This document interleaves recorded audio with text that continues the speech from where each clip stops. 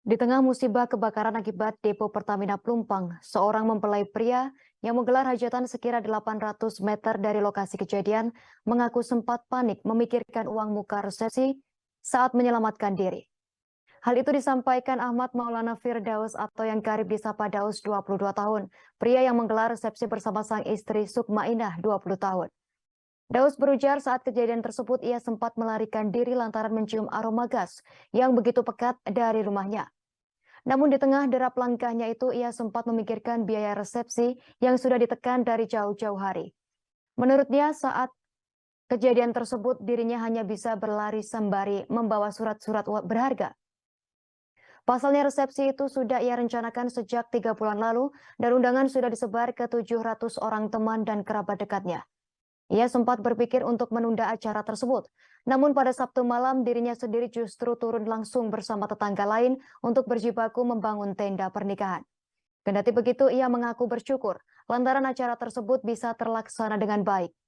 Sementara itu ditemui di tempat yang sama orang tua Daus Kusnaidi 54 tahun menyebut alasan tetap digelarnya resepsi meski di tengah kebakaran lantaran undangan sudah dibagikan jauh-jauh hari.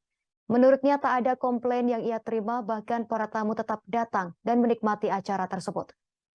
Sebagai informasi, Badan Nasional Penanggulangan Bencana BNPB merilis data terbaru korban meninggal dunia akibat kebakaran depo Pertamina Plumpang, Kecamatan Koja, Jakarta Utara pada Jumat 3 Maret 2023 malam lalu.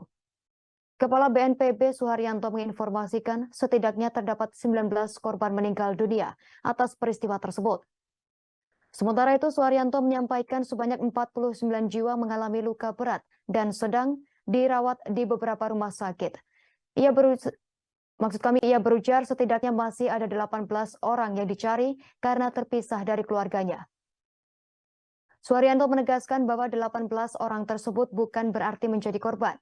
Pihaknya pun masih mencari keterangan terkait 18 orang hilang tersebut.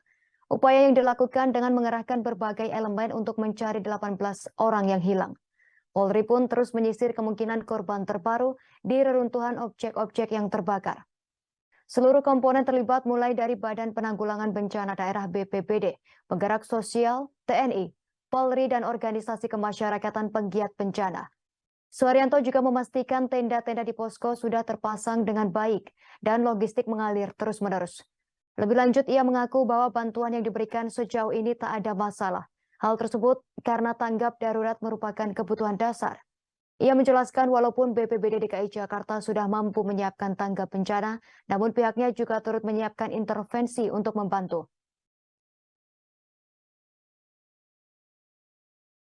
Sekarang ditunda nggak Pak nikahnya Pak?